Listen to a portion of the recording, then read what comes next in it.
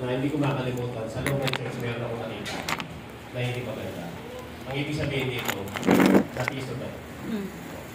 Bumalik ako sa barkada ko. Nung pagbalik ko sa barkada ko, nandun yung bumalik yung dati kong ginagawa. 2000 yun, noong 1998, 2 taon, makalala ko sa Panginoon. Pag 2 taon, 2000, bumalik na yung dati kong ginagawa. Kung di ako magkakamali nun, February 14 na dapat pumunta ako kay Landa, pero hindi ako pumunta. Nasa Inuman kayo. Yung panahon na yun, talagang ang Panginoon, nakita ko yung kabutihan ng Panginoon, ayaw niya akong umalik sa gawain na yun. Nung gabi na yung pag-uwi namin, lasing na lasing kami. Alam mo po, na-accidente po ako. Yung accidente ko, hindi basta-basta. No? Talagang burong-burong ng aking mukha. No? Kaya nung tinasal ako, mayroon pa ako medyo peglat. No? Kaya tawag sa akin ni Dire, peglat. Alam mo po, hindi ko makalimutan yung ginawa sa akin ng Panginoon. Punong talaga ang pasa sa katawan. Tapos pinigyan pa ako tanda dito. Dito. Ang tanda ko dito, ito yung peglat ko. Alam mo, nakita ko ito. Umiiyak ko sa Panginoon. Hindi naman ito yung burong ko dito, hindi yung nakita ko. Nakita ko yung natin. Sabi niya rito, oras na para bumalik. Sabi ko rito. Nakita ko yung kabutihan ng Panginoon na ayaw niya akong bumalik sa hindi magandang gawa.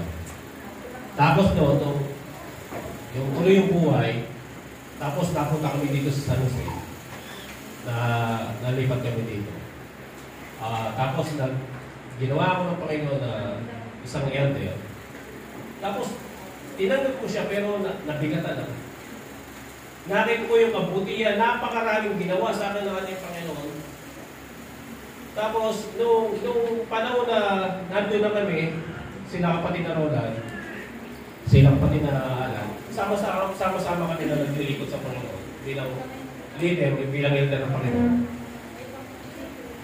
Nabigatan ako. Alam niyo, nagsinungaling ako.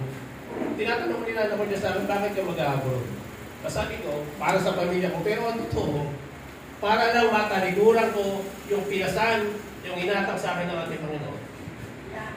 Alam niyo po, dumating sa akin na nagugulot ako. Akala ko yung sa isip ko, yung Saudi napakaganda.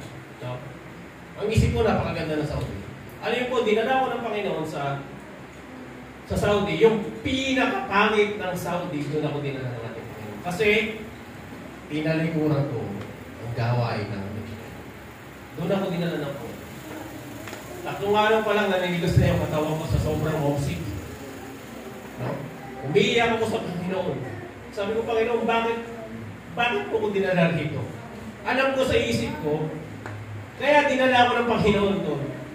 Dahil tumalikod ako sa gawain na pinakasan na ako ng ating Panginoon. Naisip ko, kapag lumayo ka sa gawain ng ating Panginoon, dadaling ka sa hindi maganda. Yun lang, pero naka-logic. Ako, nakapakabuti ng Panginoon sa buhay ko, sa buhay namin. Ayaw niya akong tumalikod, ayaw niya akong lumayo sa kanyang gawain, sa kanyang ubasan. Napansin ko sa buhay ko, kapag lumalayo ako sa gawain ng Panginoon, pinapakita sa akin ng ating Panginoon na hindi maganda ang mangyayari sa buhay natin. No? Kapakalinaw ng Bible, wala tayong magagawa kapag iwalay tayo sa ating Panginoon. No? Nakita ko sa buhay ko, at ito narinig na ninyo, nung pagdating ko dito sa galing sa abroad, alam ko wala akong inabutan na maganda sa buhay namin. Si Jesseline, hindi siya nakapag-aaral. Nahito siya sa taon. Puro bulang-bulang yung ginawa niya. Pagdating ko, yung bahay namin, walang matino. Pagdating ko sa asawa ko, ano ba yung bahay na yun? Parang bahay ng buhay dyan. Walang matino. Sira-sira yung mga pinto. Sira-sira yung... Doon mo nakita, kapag tumalikod ka sa Panginoon, hindi lang yung buhay mo ang masisira. Buong pamilya mo.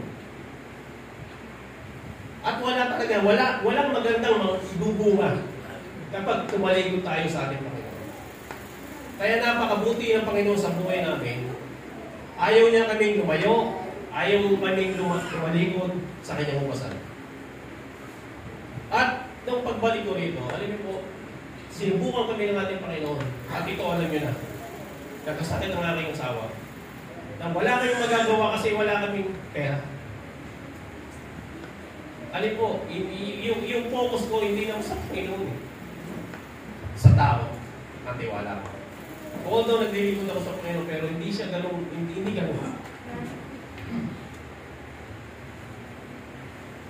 Pinakita sa akin ng ating Panginoon. Kapag talaga tumalikod ka sa Panginoon, wala kang magagawa. Hindi ka pwedeng magtiwala sa sarili mo. Hindi ka pwedeng magtiwala sa kapwa. Kaya sabi ng Bible, sumpain ang nagtitiwala sa kapwa.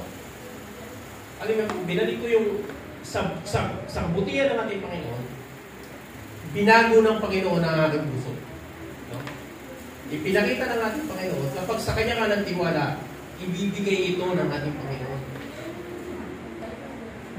Napakabuti ng Panginoon sa buhay namin. At nang napakaraming nangyari sa buhay ko. Lahat yata na kahirapan na trabaho, napasok ko. Alam mo, 16 pa na ako, pinuha mo, 16 pa lang, nagbubuhat na ng palay. Pinasok ko na yung maging panyante ng palay sa taas. Kapag pinasak ko isang kaban, nabubol pa ako. Lahat yata na kahirapan. Kaya, napaka-bless ng Panginoon sa buhay ko. Lahat pinakita niya sa akin. At hindi ko makalimutan sa buhay ko, yung kapag nangarap ka, kasabay ng gawain ng ating Panginoon. Hindi ka lang nangangarap sa pamilya mo. Sa halip, kapag nangarap ka, kasabay ng gawain para sa ating Panginoon. Kung ano may tutulong mo sa ating Panginoon. Kapag nangarap ka, hindi lang sa pamilya mo, hindi lang sa kinabukasan ng mga anak mo, hindi lang. Hindi yun. Lalo higit pangarapin mo kung ano may pwedeng iambag mo sa gawain ng ating Panginoon. Ipapakita ito ng ating Panginoon. Kaya ka pala nandyan, kaya hindi ko sinasabing napakayaman namin. Hindi ko sinasabing. Hindi lang espiritu, hindi lang material. Hindi lang. Ang pinaka maganda sa buhay namin, yung meron kaming kagalakan sa paglilingkod sa ating Panginoon. Hindi lang material. Meron kami kagalakan sa paglilingkod sa ating Panginoon. At lalo hindi ang natutunan ko. Huwag tayong manginayang sa ibabalik natin, sa binabalik natin, sa isinusoli natin sa ating Panginoon. Huwag tayong manginayang. No? Kapag hindi tayo nanginayang sa binabalik natin, kapag masaya tayo, kapag buwan ang puso natin sa pagbabalik sa ating Panginoon, maniwala kayo mga kapatid. Ibabalik ng ating Panginoon ito. Kaya malinaw yung Bible.